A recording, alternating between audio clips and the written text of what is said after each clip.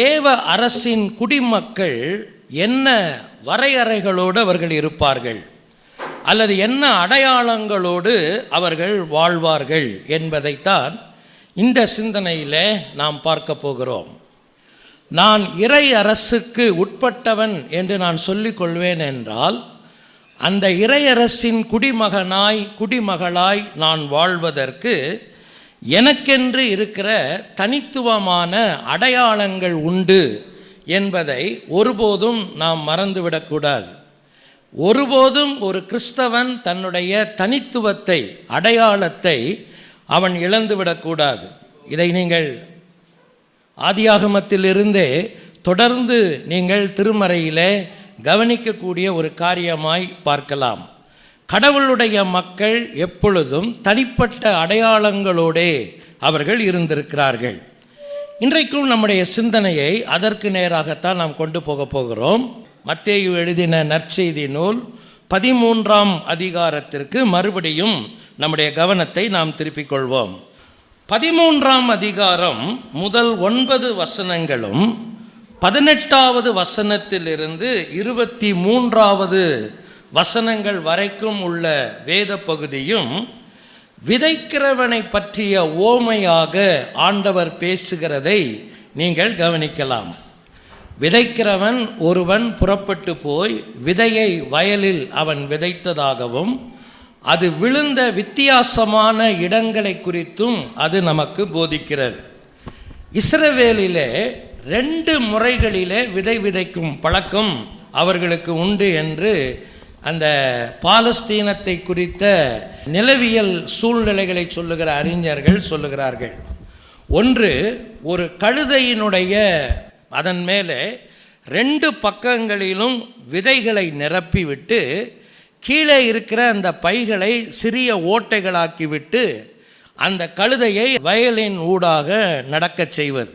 நடுவிலே பாதைகள் இருக்கும். அந்த கழுதை நடந்து போகும்போது அதனுடைய அசைவினாலேயே அந்த விதைகள் வரிசையாக 2 பக்கத்திலும் ஊன்றப்பட வேண்டிய இடத்திலே அது விழுந்து கொண்டே போகும். இது ஒரு முறை. இன்னொரு முறை என்னவென்றால், நிறைய விதைகளை தன்னுடைய பையிலே வைத்து கொண்டு அதை அவன் விதமாக தூக்கி அதை இப்படியே காற்றிலே வீசி எறிவது. அது எப்படிப்பட்ட இடங்களில் போய் விழுகிறது என்பதை பொறுத்து தான் அந்த விதைகள் பலனளிக்க முடியும். இது நம்ம அங்கே நடக்கிற 2 விதமான விதைக்கும் முறைகள் என்று திருமறை அறிஞர்கள் சொல்கிறாங்க. இப்போ ஆண்டவர் இங்கே சொல்லும்போது மிக அழகாக சொல்லுகிறார், தேவராஜ்யத்தின் மக்கள் எப்படிப்பட்டவர்களாக இருப்பார்கள். இந்த ஓமையினுடைய பிரதான கருத்து என்னவென்றால், வசனத்துக்கும் ஒரு தேவ மனிதனுக்கும் உள்ள உறவை அது சுட்டி காட்டும் ஒரு ஓமை. இதை ரொம்ப நான் விளக்கி உங்களுக்கு சொல்ல வேண்டியதில்லை. அந்த வேத பகுதியை பலமுறை நாம் படித்திருக்கிறோம், நமக்கு தெரியும். திரும்பவும் கூட நீங்கள் அதை போய் படிக்கலாம். 13ஆம் அதிகாரம் முதல் 9 வசனங்கள் 18லிருந்து 23 வசனங்களிலே அதற்கு விளக்கம் சொல்லப்படுகிறது. நாம் கற்றுக்கொள்ள வேண்டிய பாடம் என்ன? இறையரசின் மக்கள் என்று நம்மை அழைத்து கொள்வோமானால் நமக்கென்று இருக்கிற ஒரு தனிப்பெரும் அடையாளம் என்னவென்றால், இறை வார்த்தையுடன் இருக்க வேண்டிய நேர்மையான உறவுகள். இது மிக முக்கியமானது. இன்றைக்கு கிறிஸ்தவம் எங்கே தடுமாறி கொண்டிருக்கிறது என்றால், கடவுளின் வார்த்தையோடு அவர்களுக்கு உறவு இருக்கிறதா என்றால் உறவு இருக்கிறதுன்னா எல்லாம் சொல்லிக்கிறோம். ஆனால் கேட்கப்பட வேண்டிய கேள்வி என்னவென்றால், ஒரு நேர்மையான கடவுள் விரும்புகிற விதத்திலே அந்த உறவுகள் இருக்கிறதா? விதைக்கிறவன் யார், அந்த விதை என்றால் என்ன, சகல விளக்கத்தையும் இந்த ஓமை நமக்கு சொல்லித் தருகிறது. நாமும் அதை அறிந்திருக்கிறோம். அதனால் நான் நேராக லைஃப் அப்ளிகேஷனுக்கு வந்துடுறேன். இறையரசின் மக்கள் இறை வார்த்தையுடனான நேர்மையான உறவிலே மையம் கொள்ளுகிறவர்கள். இதை யார் மறுக்கிறார்களோ அவர்கள் ஒருபோதும் இறையரசின் மக்களாக தங்களை அடையாளப்படுத்தி கொள்ள முடியாது. இந்த அபாக்கா ஆரம்பிக்கப்பட்டதனுடைய நோக்கமே அதுதான் அப்படின்னு சொல்லி அண்ணன் ஆரம்பத்திலே சொன்னாங்க. இதுதான் இன்றைக்கும் அந்த நோக்கத்தில் நாம் தொடர்கிறோம். இந்த நோக்கம்தான் நம்முடைய வாழ்க்கையின் இறுதி வரைக்கும் இருக்க வேண்டும். இயேசு கிறிஸ்து அந்த மலை பிரசங்கம் என்று அழைக்கப்படுகிற அந்த பகுதியை அவர் முடிக்கும்போது இந்த முடிவுரையோடு தான் முடித்தார். மத்தேயு எழுதின சுவிசேஷத்தில் 7ஆம் அதிகாரத்தில் 24வது வசனத்திலிருந்து அதற்கு கீழே இருக்கிற வேத வாக்கியங்கள் இதை விளக்குகிறது. இறை வார்த்தையுடன் ஒரு சரியான நேர்மையான உறவு அற்றவர்கள் நிச்சயமாக இறையரசின் குடிமக்களாக இருக்க முடியாது. ஆண்டவர் சொல்லும்போது இதை மிக அழகாக அந்த பகுதியில் விளக்குகிறார். அதை பார்த்துட்டு அதுக்கப்புறம் மறுபடியும் நம்ம இந்த மத்தேயு 13க்கு வருவோம். ஆண்டவர் அங்கே சொல்கிறாரு, நான் சொல்லிய இந்த வார்த்தைகளை கேட்டு அதன்படி செய்கிறவன் எவனோ அவனே கன்மலையின் மேல் தன் வீட்டை கட்டினவனுக்கு ஒப்பானவன். அடுத்து சொல்கிறாரு, நான் சொல்லிய இந்த வார்த்தைகளை கேட்டு அதன்படி செய்யாதவன் எவனோ அவன் மணலின் மேல் தன் வீட்டை கட்டினவன். கன்மலையின் மேல் கட்டப்பட்ட வீடு அப்படின்றதுக்கு என்ன விளக்கம்? என்னுடைய உடன் பிறந்த சகோதரன் கர்நாடகா காடுகளில் இருக்கிற ஜனு குறும்பர்கள் என்கிற இன மக்களை அவர்கள் இலக்காக கொண்டு தங்களுடைய நற்செய்தி பணியை அவர்கள் ஆற்றி வருகிறார்கள். நான் அவர்கள் மத்தியில் ஒரு முறை கடவுளுடைய வார்த்தையை பகிர்ந்து கொள்ளும்படி நான் சென்றிருந்தேன். அப்பொழுது அவங்க எனக்கு சொன்ன ஒரு இன்ஸ்ட்ரக்ஷன் என்னன்னு சொன்னால், அவங்களுக்கு எல்லா விஷயத்தையும் நம்ம வார்த்தையில் சொன்னால் பத்தாது, விஷுவலாக ஏதாவது நீங்கள் காட்டினீங்கன்னா தான் பரவாயில்ல, நீங்கள் சொன்னீங்கன்னா நாங்கள் அதுக்கேற்ற மாதிரி ரெடி பண்ணிக்கிறோம் அப்படின்னு சொன்னாங்க. நான் தமிழில் பேச, ஒருத்தர் அதை கன்னடாவில் சொல்ல, கன்னடாவிலிருந்து ஒருத்தர் அவங்க பிராந்திய மொழியில் அதை மொழிபெயர்க்குன்னு 3 டிரான்ஸ்லேஷன் அங்கே போகுது. ஸோ நான் இந்த வேத பகுதியை அவர்களுக்கு விளக்க நினைத்து இதுக்கு படம் தேடிட்டு இருந்தேன். நான் அதை ப்ரொஜெக்டரில் போடுறதுக்கு எப்படி கன்மலையின் மேல் கட்டப்பட்ட வீடு அப்படின்னு சொல்கிறது அப்படின்றத நான் தேடிக்கொண்டிருந்தேன்.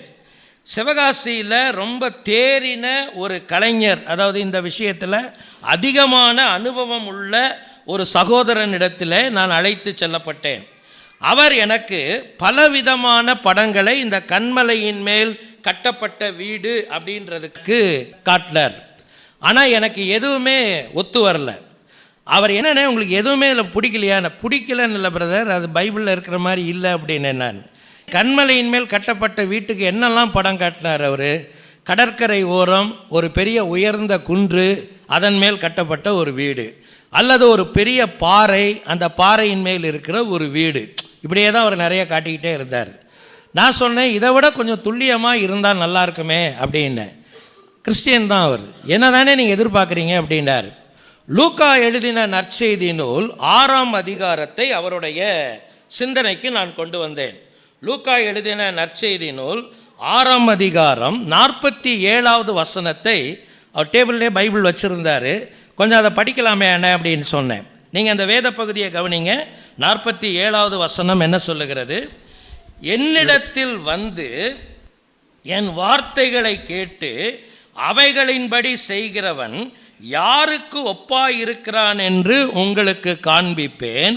அடுத்த வார்த்தை நீங்கள் கவனிச்சிங்களா? என்ன வார்த்தை அது? ஆழமாய் தோண்டி கற்பாறையின் மேல் அஸ்திபாரம் போட்டு வீடு கட்டுகிற மனுஷனுக்கு ஒப்பாயிருப்பான். மத்தேயு இந்த செய்தியை சொல்லவில்லை. அவர் என்ன சொல்றாரு? கன்மலையின் மேல் தன் அஸ்திபாரத்தை போட்ட மனிதன் என்று மாத்திரமே அவர் சொல்லுகிறார். அதற்குத்தான் அந்த இணையத்தில் ஏகப்பட்ட படங்களும் இருக்கிறது. ஆனால் லூக்கா அதை விளக்கி சொல்லும்போது அவர் சொல்லுகிற ஒரு வார்த்தை என்னவென்றால், என்ன வார்த்தை அது? கொஞ்சம் சொல்லுங்க. ஆழமாய் தோண்டி அப்படின்றதான் வார்த்தை. சரியான புரிதல் அங்கே தான் நமக்கு வருகிறது. அப்படின்னா ஏற்கனவே இருக்கிற ஒரு பாறை மேலே கொண்டு போய் கட்டலை. அதான் நான் சொன்னேன் அவர்கிட்ட, பிரதர் இது ஏற்கனவே இருக்கிற பாறை இல்லை, அல்லது ஒரு மலை குன்று அல்ல, பைபிளில் இருக்கிற பிக்சர் இதுதான். என்னது அது?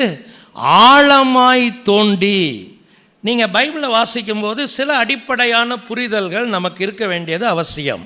அப்போ தான் பைபிளை நடுவில் பிரித்து வாக்குத்தத்தம் பார்க்காம இருப்போம். நம்ம அந்த பழக்கம் நம்மளை விட்டு போகும் இல்லையா? சினாப்டிக் காஸ்பல்ஸ் அப்படின்னு நம்ம சொல்கிறோம். சமநோக்கு நற்செய்தி நூல்கள் மத்தேயு, மார்க்கு, லூக்கா. யோவான் எழுதின நற்செய்தி நூலை யூனிக் காஸ்பல் என்று நாம் சொல்லுகிறோம். ஒரு தனித்தன்மை வாய்ந்த ஒரு நற்செய்தி நூல். ஏன்னா இதில் இல்லாத விஷயங்கள், நிறைய விஷயங்கள் யோவானில் இருக்குது. அப்போ மத்தேயு, மார்க்கு, லூக்காவில் நீங்கள் படிக்கும்போது, இந்த சமநோக்கு நற்செய்தி நூல்களை படிக்கும்போது ஒரு நற்செய்தியோடு கூட அடுத்த நற்செய்தியை நீங்கள் ஒப்பிட்டு பார்ப்பீர்களானால் சில தகவல்களை, நுணுக்கமான விஷயங்களை நீங்கள் கற்றுக்கொள்ளலாம். நம்ம எல்லாருக்கும் தெரியும், மத்தேயு 7ஆம் அதிகாரத்தில் ஆண்டவர் சொல்லும்போது, நான் சொல்லிய இந்த வார்த்தைகளை கேட்டு அதன்படி செய்கிறவன் எவனோ அவனே கற்பாறையின் மேல் அல்லது கன்மலையின் மேல் தன்னுடைய வீட்டை கட்டின புத்தியுள்ள மனுஷனுக்கு ஒப்பிடப்படுவான் என்று ஆண்டவர் சொன்னதை நம்ம கவனிக்கிறோம். அதை தான் நான் இவ்வளோ நேரம் சொல்லிகிட்டு இருந்தேன். ஆனால் லூக்கா சொல்கிறாரு, அந்த கன்மலை அல்லது அந்த கற்பாறை என்பது வெளியில் முளைச்சி மேலே நிற்கிற ஒன்று அல்ல. அது எப்படி, எங்கே போனது? ஆழமாய் தோண்டி. பாலஸ்தீனத்தினுடைய புவியியல் நிலைமை அதுதான். மேலே ஃபுல்லாக மணல் இருக்கும், பாலைவனம். அதை நீங்கள் தோண்டினீங்கன்னா தோண்ட தோண்ட கீழே ஆழத்தில் என்ன இருக்கும்? பாறைகள் இருக்கும். இப்போ நம்ம பில்டிங் கட்டும்போது எங்கள் ஊர் பக்கத்தில் ஒரு வார்த்தை சொல்லுவாங்க, எங்கேருந்து அஸ்திபாரத்தை ஆரம்பிக்கலாம் அப்படின்றதுக்கு அந்த கெட்டித்தரை இருக்கு இல்லையா, எங்கள் பக்கத்தில் சட்டுத்தரை அப்படின்னு சொல்லுவாங்க. அது அந்த பகுதியை, அந்த கெட்டியான பகுதியை, ஒரு ஏரியாவில் ஒரு பேர் இருக்கும் அது. ஸோ அந்த ஏரியா வர்ற வரைக்கும் சாதாரணமாக இந்த பில்லர் போடாதவங்க அது வர வரைக்கும் அவங்க தோண்டிகிட்டு இருப்பாங்க. பாலஸ்தீனாவில் நீங்கள் அப்படி ஒரு இடத்த பார்க்கவே முடியாது. தோண்ட தோண்ட மணல்கள் தான் வந்து கொண்டிருக்கும். ஆனால் அடியில் என்ன இருக்கும்? பெரிய பாறைகள் இருக்கும். அப்படின்னா அர்த்தம் என்னது? பாறை வருகிற வரைக்கும் ஆழமாய் தோண்டி அங்கிருந்து கட்டி கொண்டு வருகிறவன் தான் என்ன மனுஷனாக இருக்க முடியும்? புத்தி உள்ள மனுஷனாக இருக்க முடியும் இல்லையா? இறை வார்த்தையின் மேல் தங்களுடைய அஸ்திபாரத்தை போடுகிறவர்கள் அதை மணல் மேலே கட்டினார். அர்த்தம் என்னன்னா, ஒரு பாறை வர்ற வரைக்கும் தோண்டலைன்றதான் அதோடைய அர்த்தம். பாறை வர வரைக்கும் அவர் தோண்டாமல் அவருக்கு வசதியான ஒரு இடத்திலிருந்து அவர் தன்னுடைய கட்டிடத்தை அவர் ஆரம்பித்திருக்கிறார். இதுதான் புத்தியற்ற வாழ்க்கை. இறை மக்கள், இறையரசின் குடிமக்கள் ஒருபோதும் இப்படிப்பட்ட ஒரு மேலோட்டமான அல்லது ஒரு திட நிலையற்ற ஒரு வாழ்க்கையை ஒருபோதும் அவர்கள் ஏற்க மாட்டார்கள். அவர்கள் உறுதியான அஸ்திபாரங்களோடு அவர்கள் இருக்கிறார்கள். இதனுடைய அடுத்த சாயல் தான் மத்தேயு 13ஆம் அதிகாரத்தில் ஆண்டவர் சொல்லுகிறார். நான் அந்த ஓமைக்குள்ளே நான் போகலை, நீங்கள் அதை படிங்க அல்லது உங்களுக்கு தெரியும் நான் நினைக்கிறேன். 3 காரியங்களை அப்ளிகேஷனில் ஆண்டவர் சொல்கிறார். ஒரு சில விதைகள் எங்கே விழுந்தது? வழி அருகே விழுந்தது. இன்னும் சிலது எங்கே விழுந்தது?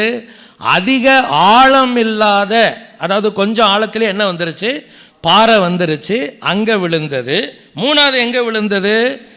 முள்ளுகளுக்கு நடுவில் விழுந்தது. நம்ம ஒன்றும் செய்ய வேண்டியதில்லை, வேத வசனமே சொல்லுகிறது. 18வது வசனத்திலிருந்து 23வது வசனம் வரைக்கும் உள்ள வேத பகுதியில் ஆண்டவர் பயன்படுத்துகிற 3 வார்த்தைகளை நீங்கள் கவனிக்கலாம். முதல் வார்த்தை என்னது? உணராமல் போகிறவர்கள் இல்லையா? வேத வசனத்தை கேட்டும் அதை என்ன செய்கிறவர்கள்? உணராமல் போகிறவர்கள். உணராமல் போகிறவர்கள் என்றால் ஓமை என்ன? வழி மேலே விழுந்த விதையை எது கொண்டு போயிருச்சு? ஆகாயத்தின் பறவைகள் கொண்டு போய்விட்டது, உள்ள போகலை இல்லையா? உணர்தல் என்பது அர்த்தம் என்ன? வேத வாக்கியங்களை பெற்றுக்கொள்வது மாத்திரமல்ல, அதை எங்கே கொண்டு போவது? வாழ்க்கைக்குள் உள்வாங்கிக் கொள்வது இல்லையா? இது முதல் நிலை. 2வது அவர் என்ன சொல்றாரு? கடின நிலை இல்லையா? ஆண்டவர் சொல்றாரு, அது கொஞ்சம் கீழே போன உடனே கடினமாயிருச்சு, அது வளர முடியல. வேத வசனத்திற்கு எதிர்நிலையில் உள்ள ஒரு வாழ்க்கை என்னவென்றால், ஆரம்பத்தில் நான் மிக லகுவாகவும் அதன் பிறகு என்னுடைய கடினத்தன்மையை அதற்கு காட்டுவதும் என்னுடைய வாழ்க்கையை நேர்மை நிலையிலிருந்து அது விலக்கி விடுகிறது. நான் ஷாலோவாக தான் இருப்பேன். 3வது ஆண்டவர் என்ன சொல்றாரு? முட்செடி இல்லையா? முட்செடிகளுக்குள்ள போய் வேணும்னு யாரும் விதைக்கல. ஆனால் விதைக்கப்படும் போது அந்த விதைகள் போய் அங்கே உள்ளே விழுந்தது. 2 சமமான வளர்ச்சிகள் அங்கே இருக்கிறது.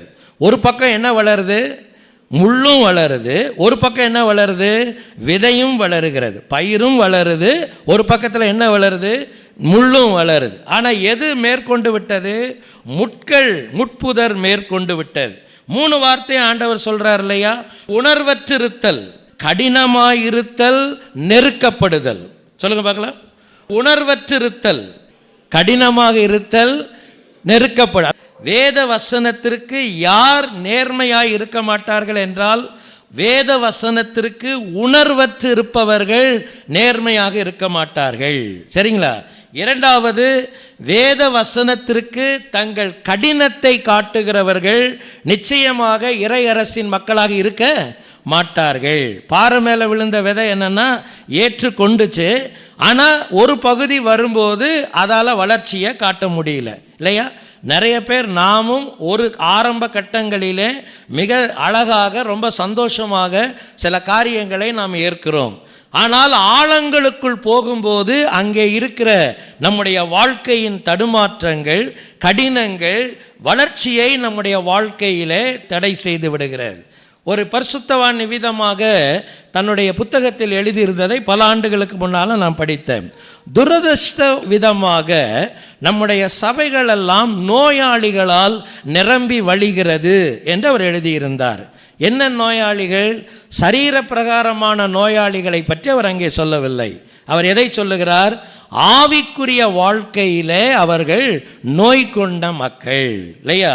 இறையரசின் மக்கள் எவ்விதமாக நேர்மையான உறவுடன் வசனத்திற்கு இருப்பார்கள், வசனத்திற்கான உணர்வோடு இருப்பார்கள், வசனத்திற்கு அவர்கள் கடினமாக இருக்க மாட்டார்கள், வசன வாழ்க்கையை நெருக்குவதற்கு அவர்கள் இடம் தர மாட்டார்கள்.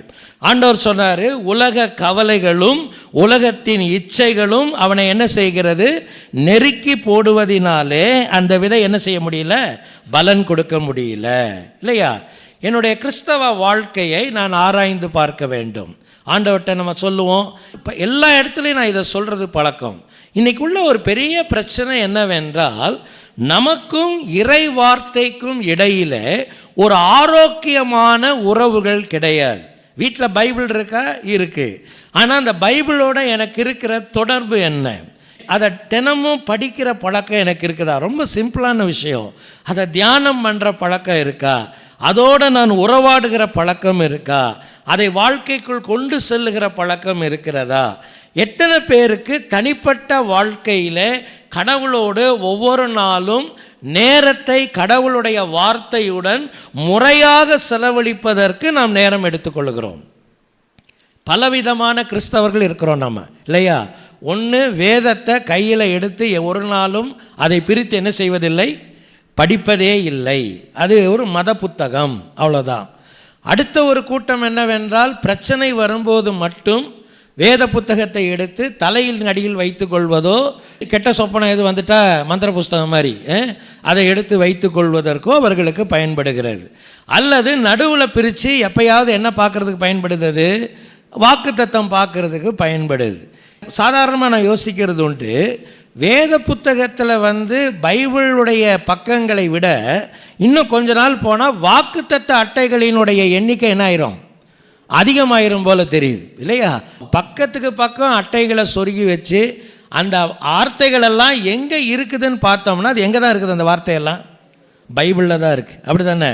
பைபிளில் இருக்கிற வார்த்தையவே எடுத்து அட்டையாக வச்சு அதையே அதுக்கு நடுவில் சொருகி அல்லது அதன் மேலே ஒட்டி வைக்கிற ஒரே கூட்டம் யாராக தான் இருப்போம்? நம்மளாக தான் இருப்போம் இல்லையா? அதை வேறு எங்கேயாவது நம்ம பயன்படுத்தினோம்னா கொஞ்சம் பரவாயில்லன்னு நான் நினைக்கிறேன். ஆண்டவர்கிட்ட கேட்ப, ஆண்டவரே, இறை வார்த்தையுடனான ஒரு நேர்மையான உறவுகளுக்கு என்னை ஆயத்தப்படுத்தும். அதுதான் இறையரசின் குடிமக்கள் என்பதற்கான சரியான அடையாளம். அவர்கள் தேவ வார்த்தையுடன் ஆரோக்கியமான உறவு நிலைகளை கொண்டிருப்பவர்கள். சரியா? ரைட். 2வது காரியத்துக்கு வருவோம்.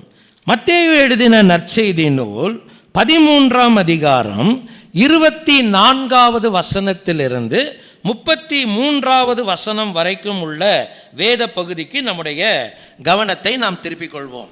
13ஆம் அதிகாரம் 24 இருந்து 33 வரைக்கும் உள்ள வேத பகுதிகள். இங்கே நீங்கள் பார்ப்பீங்கன்னு சொன்னால் ஆண்டவர் இங்கே ஒரு ஓமையை ஆண்டவர் சொல்லுகிறதை நீங்கள் கவனிக்கலாம். என்ன வாசிக்கிறாங்க? 13ஆம் அதிகாரம் 24வது வசனத்தில் இருந்து வேறொரு ஊமையை அவர்களுக்கு சொன்னார். பரலோக ராஜ்யம் தன் நிலத்தில் நல்ல விதையை விதைத்த மனுஷனுக்கு ஒப்பாயிருக்கிறது. பரலோக ராஜ்யம் தன்னுடைய நிலத்தில் நல்ல விதையை விதைத்த மனுஷனுக்கு ஒப்பாயிருக்கிறது. மனுஷர் நித்திரை பண்ணுகையில் அவனுடைய சத்துரு வந்து கோதுமைக்குள் களைகளை விதைத்து விட்டு போனான். பயிரானது வளர்ந்து கதிர்விட்ட போது களைகளும் காணப்பட்டது. இப்போ நீங்க இந்த பகுதியில் என்ன வாசிக்கிறீங்கன்னா, ஒரு எஜமானன் வந்து சரியான பயிர்களை தன்னுடைய நிலத்திலே அவர் விதைத்தார். ஆனால் அவர் விதைத்த பிறகு தவறான விதைகள் அங்கே விதைக்கப்பட்டு விட்டது. இதைத்தான் நாம் அந்த பகுதியில் பார்க்குறோம். இப்போ இந்த இடத்துல நீங்கள் விதைன்னு வரும்போது அதை நீங்கள் எப்படி இன்டர்பிரட் பண்ணக்கூடாது? அதை கடவுளுடைய வார்த்தை என்று நீங்கள் அதை இன்டர்பிரட் பண்ணக்கூடாது. இந்த இடத்துல ஆரோக்கியமான விதைகள், களையான விதைகள் அப்படின்னு வரும்போது எஜமான் ஆரோக்கியமான விதைகளை விதைத்தார், சத்துரு வந்து களைகளை விதைத்து விட்டு போனார். இப்போ அதுவும் வளர்ந்து வருது, இதுவும் வளர்ந்து வருது. ரெண்டை பற்றியும் போய் அவங்க எஜமான் கிட்ட சொல்லும்போது எஜமானன் சொல்கிறாரு, என்ன சொல்கிறாரு? ரெண்டையுமே நீங்கள் என்ன செய்யுங்க? வளர விடுங்க. அறுப்பு நாள் வரும்போது அதை நாம் என்ன செய்யலாம்? அதை அறுத்து நம்ம வேறுபடுத்தி கொள்ளலாம். ஓமைகளை நாம் படிக்கும்போது அதனுடைய பின்னணிகளையும் நீங்கள் தெரிந்திருப்பது மிக அவசியம். முதலாவது இந்த ஓமையை நீங்கள் தெரிந்து கொள்ளுங்க. ஓமையில் சொல்லப்படுகிற விஷயம் என்ன? வீட்டெஜமான் நல்ல விதைகளை விதைத்தார், அல்லது கோதுமை மணிகளுக்கான விதைகளை விதைத்தார் என்று வைத்துக்கொள்வோமே. அதுவும் விதைக்கப்பட்டு விட்டது. அதோடு சேர்ந்து சத்துரு எதை விதைத்தான்? களையை விதைத்தான். ரோம அரசாங்கத்தில் ஒரு சட்டமே இருந்தது. என்ன தெரியுங்களா? அந்த நாட்களில் ஒருவர் இன்னொருவரை பழி வாங்குவதற்கு, தனக்கு பிடிக்காதவர்களை பழி வாங்குவதற்கு இந்த விதமான களைக்குரிய விதைகளை கொண்டு போய் அவர் அறியாத சமயத்தில் கொண்டு போய் அதை போட்டு விடுவது அந்த ரோம அரசாங்கத்தின் நாட்களில் பழக்கத்திலே தான் இருந்திருக்கு. அதனால தான் ஆண்டவர் சொல்லும்போது அது அவங்களுக்கு என்ன செஞ்சது? நல்லா புரிஞ்சது. இப்போ நம்ம ஊரில் ஒரு சாதாரணமாக இந்த கிராம பகுதியில் சொல்லுவாங்க, ஒருத்தனை பிடிக்கலன்னா அவங்க வீட்டு வைக்க பொருளை கொண்டு போய் என்ன வச்சுருவாங்க? தீ வச்சு விட்டுருவாங்க. பார்த்துருக்கீங்களா? அது நம்ம சாதாரணமாக நம்ம கிராமப்புறங்களில் பார்க்குற ஒரு விஷயம். அதை சொன்னால் நமக்கு நல்லா புரியுது. இங்கேயும் அதே மாதிரி தான். அப்போது ஆண்டவர் சொன்னபோது வீட்டெஜமான் நல்ல விதைகளை விதைத்தார், பகைவர்கள் களைகளை விதைத்தார்கள் அப்படின்னு சொல்லும்போது அவங்களுக்கு அது புதுசாக ஒன்றும் கிடையாது. அவங்களுக்கு தெரியும் அதை பற்றி. ஏன்னா ரோம அரசாங்கத்தில் சட்டமே இருந்தது. இப்படி யார் செய்கிறார்களோ அவர்கள் குற்றம் நிரூபிக்கப்பட்டால் வாளுக்கு இரையாக்கப்படுவார்கள். களைகளை விதைக்கிறவர்கள் எதற்காலாக்கப்படுவாங்க? வாளுக்கு இரையாக்கப்பட வேண்டும் என்கிற சட்டமே ரோம அரசாங்கத்தில் அந்த நாட்களில் இருந்தது. அதனால் அவங்களுக்கு தெரியும் அவர் என்ன சொல்கிறார் அப்படின்னு. இப்போ இந்த இடத்துல நம்ம கவனிக்க வேண்டிய விஷயம் என்ன? கடவுள் என்னை நல்ல விதையாக இந்த உலகத்திலே நாட்டியிருக்கிறார். நான் நல்ல விதையாக உலகத்திலே நாட்டப்பட்டு நல்ல மணியாக விளைவதற்கு கடவுளால் நான் எதிர்பார்க்கப்படுகிறேன். ஆனால் ஊடால என்னவும் வளரும். என்ன இதில் ரொம்ப விசேஷம் தெரியுங்களா? இப்படி வளர்கிற இந்த கலை செடிகளுக்கும் உண்மையான கோதுமை அந்த செடிகளுக்கும் இடையில என்னவே இருக்காதான்? வித்தியாசமே இருக்காதான். ரெண்டும் பார்க்கறதுக்கு ஒரே மாதிரியே இருக்குமா? அதை டிஃப்ரென்ஷியேட் பண்ணுறது ரொம்ப கஷ்டமா. அந்த பழக்கத்தில் உள்ளவங்க தான் அதை டிஃப்ரென்ஷியேட் பண்ண முடியும். இப்போ எஜமானர் என்ன சொல்கிறாரு? விட்டுருங்க, பேசாமல் வளரட்டும். அறுப்பு நாள் வரும்போது கலையை நம்ம என்ன செஞ்சுக்கலாம்? பிரித்தெடுக்கலாம், இல்லையா? அப்போது ஒன்றை நீங்கள் தெரிஞ்சுக்கணும். விசுவாச மக்கள் நாம் இந்த உலகத்தில் வாழும்போது தேவன் என்னை இந்த உலகத்தில் இறையரசின் மக்களாக வைக்கும்போது இறை வாழ்வின் பற்றுறுதிக்கு நான் மிக கவனமாக இருக்க வேண்டும். இறை வாழ்க்கை, கடவுளோடு இருக்கிற என்னுடைய பற்றுறுதியான இறை வாழ்க்கைக்கு, விசுவாச வாழ்க்கைக்கு நான் மிக கவனமாக இருக்க வேண்டும். மணியாகவே நான் வளர்ந்து பலன் கொடுப்பதற்கு முன் வர வேண்டும். ஆனால் ஊடால கட்டாயம் என்ன இருக்கத்தான் செய்யும்? கலைகள் இருக்கத்தான் செய்யும், இல்லையா? அப்படின்னா யாரு? போலிகள் இருக்கத்தான் செய்வார்கள். இனம் பிரிக்க முடியாத அளவுக்கு போலிகள் இன்றைக்கு நம்முடைய கிறிஸ்தவத்தில் நிறைந்திருக்கிறார்கள் என்பது உங்களுக்கு நல்லா தெரியும். இப்போ மக்களுக்கு ஒரு பெரிய குழப்பம் என்னன்னா, யார் சரியானவர்கள் யார் சரியில்லாதவங்க அப்படின்றத அவங்களால என்ன பண்ண முடியல, டிஃப்ரென்ஷியேட் பண்ணுறதே அவங்களுக்கு பெரிய கஷ்டமாக இருக்குது. அதில் தான் அவங்களுடைய பிரச்சனையே இருக்கிறது. ஆனால் தேவ அரசின் குடிமக்கள் இறைவாழ்வின் பற்றுறுதிக்கு அவர்கள் கவனமாக இருப்பார்கள். அப்படின்னா அர்த்தம் என்னது? மனதில் கொள்ள வேண்டிய காரியம் என்ன? கலைகளை குறித்த பகுத்தறிவுடன் வாழ்வார்கள்.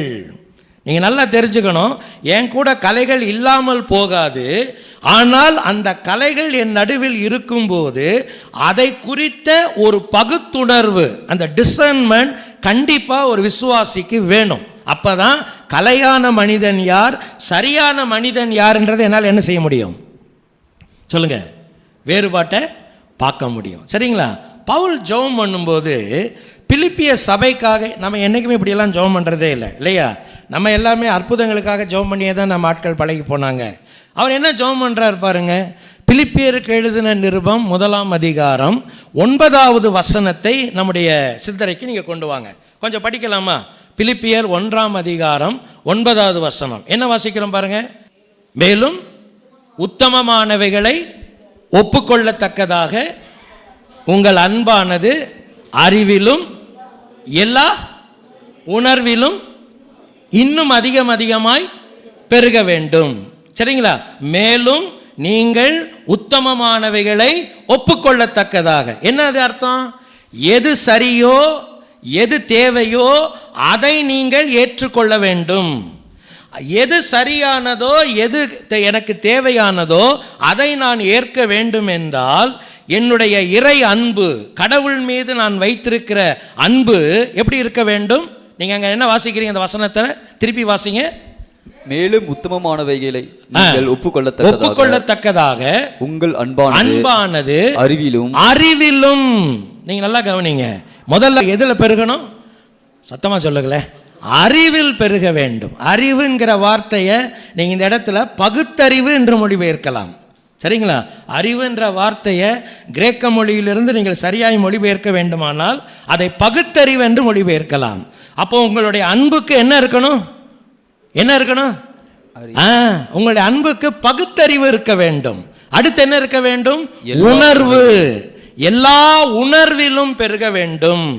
என்னுடைய அன்பு பகுத்தறிதல் உள்ளதாக இருக்க வேண்டும். உணர்வு உள்ளதுன்னா it should have a right understanding. சரியான புரிதல் உள்ள அன்பாக இருக்க வேண்டும்.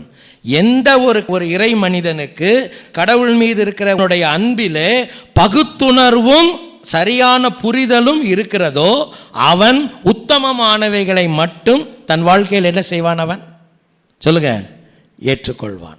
புரியுதா உங்களுக்கு? அப்போ இறைவாழ்வின் பற்றுறுதிக்கு நான் எப்படி கவனமாக இருப்பது? கலைகள், அதாவது போலிகளை குறித்த பகுத்தறிவுடன் இருக்க வேண்டும். பகுத்தறிவதற்கு மிக கடினமான அளவுக்கு என்னுடைய நடுவில் யார் இருக்கிறாங்க? இன்னைக்கு யார் இருக்கிறார்கள்? போலிகள் இருக்கிறார்கள் என்பதை நான் உணர்ந்திருத்தல் அவசியம். இரண்டாவது, கலைகளுடன் சமரசம் செய்து கொள்ளாமல் இருப்பதற்கு நான் கவனமாக இருக்க வேண்டும். கலைகளோடையே தானே வாழ்கிறோம் நம்ம. அவன் விதைச்சவனே இவனு விதைச்சிட்டான்ல, கொண்டு வந்து ரெண்டும் சேமாக தானே வளருது. இப்போ ஆண்டவருடைய முகவின் முடிவு என்ன? இதுக்கு முடிவு எங்கே தான் இருக்கும்? அறுவடை செய்கிற நாளில் தானே. அப்போ அது வரைக்கும் இவங்களோட தானே இருக்கணும். சரி, அவங்களோட கொஞ்சம் சமரசமாக போயிடுவோம். அவங்க சொல்கிறாங்க, இந்த கலைகள் மேல் ஒரு விஷம் படிந்த பூஞ்சை படிந்திருக்குமாம். இந்த கலை செடியின் மேலே ஒரு விஷம் படிந்த ஒரு பூஞ்சை இருக்குமாம். அந்த பூஞ்சை எதை தாக்கி விடக்கூடாது? பயிரை தாக்கி விடக்கூடாது, இல்லையா? பயிரை இந்த பூஞ்சை தாக்காமல் இருக்க வேண்டும் என்றால் இந்த பயிர் ஒருபோதும் அதோடு என்ன செய்து கொள்ளக்கூடாது? சொல்லுங்க, காம்ப்ரமைசிங் வித் வேர்ல்டு. இல்லையா? உலகத்தோடு அல்லது போலிகள். இப்போ நம்ம என்ன நிலைமைக்கு வந்துட்டோம்? விடுங்க, எல்லாரும் ஊழியம் தான் செய்கிறாங்க, எல்லாரும் கடவுளுடைய வேலையை தான் செய்கிறாங்க, எல்லாமே அப்படி தான் இப்படி செய்கிறாங்க அப்படி செய்கிறாங்க, அதனால் நம்ம எல்லாரையும் என்ன செஞ்சு போவோம்? அனுசரித்து. இங்கே தான் பிரச்சனையே ஆரம்பிக்குது. ஒருவேளை அது சொல்கிறதுக்கு ரொம்ப நல்லா இருக்கலாம், ஆனால் அது வாழ்க்கைக்கு சரியாக இருக்காது. ஏனென்றால் அவர்கள் போலிகளுடன் தான் நான் வாழ வேண்டும், அதில் ஒன்றும் மாற்றம் கிடையாது. ஆண்டவர் சொல்லும்போது இந்த உலகத்திலிருந்து அவங்களை அறுப்புண்டு போகவோ அவர்களை அழித்து விடவோ முடியாதுன்னு தான் சொல்கிறார். உலகத்தின் இறுதி நாள் தான் அதற்கு கடவுளுடைய நியாய தீர்ப்பு தான் அதுக்கு பதிலாக இருக்கும். ஆனால் அது வரைக்கும் நான் என்ன செய்ய வேண்டும்? இந்த மாதிரி விஷயங்களோட எனக்கு என்ன இருக்கக்கூடாது சொல்லுங்க. இல்லையா? நான் பார்க்குறேன் என்னுடைய ஊழியத்தில் நிறைய விசுவாச மக்கள் நம்ம இப்போ சமரசம் ஆயிட்டோம். சரி விடுங்க, எல்லாம் ஒன்று தான், எல்லா ஊழியம் தான் செய்கிறாங்க, எல்லாம் அப்படி தான் இப்படி தான், சமரசம் ஆயிட்டோம். இந்த சமரசம் ஆகுதல் என்ன ஆகும் தெரியுங்களா? உடனடியான தாக்கங்களை கொண்டு வராது. சரிங்களா? கலைகளோடு சமரசமான பயிர் செடி உடனே தலைகுப்புற சாய்ந்து விழுந்து விட்டதுன்னெலாம் எங்கேயும் வாசிக்க முடியாது நீங்கள். ஆனால் கொஞ்சம் கொஞ்சமாக அந்த தாக்குதல் என்ன செய்யும்? உங்களுக்குள்ள வரும். உங்களை அப்புறம் இது என்ன ஆக்கிரும்? விஷமாக்கிரும். இல்லைங்களா? இது மிக மிக முக்கியமான ஒரு காரியம். மூன்றாவதாக கவனமாக இருக்க வேண்டிய காரியம் என்ன? மணிகளாகவே களஞ்சியம் சேர்வதற்கு, கடைசி வரைக்கும் மணிகளாகவே இருந்து முழு வளர்ச்சியை அடைந்து அந்த கோதுமை செடியானது அல்லது பயிரானது எங்கே சேர்க்கப்பட வேண்டும் சொல்லுங்க? களஞ்சியத்தில் சேர்க்கப்படணும். யோவான் சொன்னார்ல, தூற்றுக்கூடை அவர் கையில் இருக்கிறது, அவர் தம்முடைய களஞ்சியத்தை நன்றாக விளக்கி என்ன செய்வார்? மணிகள் வேறாக பதர் வேறாக என்ன செய்வார்? பிரிப்பார். பதர் வேறா பிரிக்கிற போது மணிகள் மணிகளாக இருந்தால் தான் எங்கே போய் சேர முடியும்? களஞ்சியத்தில் போய் சேர முடியும்.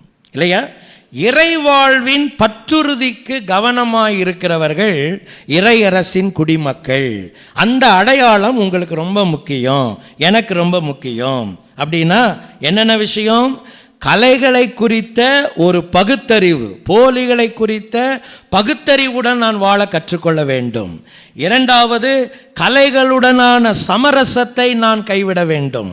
மூன்றாவது, கலைகளாக அல்ல மணிகளாக நான் எங்கு சேர முயற்சிக்க வேண்டும்? கடவுளினுடைய களஞ்சியத்திலே சேர்க்கப்பட நான் முன்வர வேண்டும். இந்த தீர்மானம் நமக்கு இல்லாமல் போகுமானால் நிச்சயமாக நம்ம எடுக்கிற எல்லா பிரயாசங்களும் அது என்ன முடிச்சிடும்? வீணில் தான் முடிஞ்சு போயிடும். இல்லையா? இறையரசின் மக்கள் இறைவாழ்வின் பற்றுறுதிக்கு கவனமாக இருக்கிறவர்கள். தேவாவியால் தூண்டப்பட்டவர் அனலான மக்கள், மீட்பர் இயேசுவின் சிநேகமானவர் அனலான மக்கள், தேவ கட்டளை கீழ்ப்படிந்தவர் அனலான மக்கள், வானளாவிய காட்சி பெற்றவர் அனலான மக்கள். அபாகா அபாகா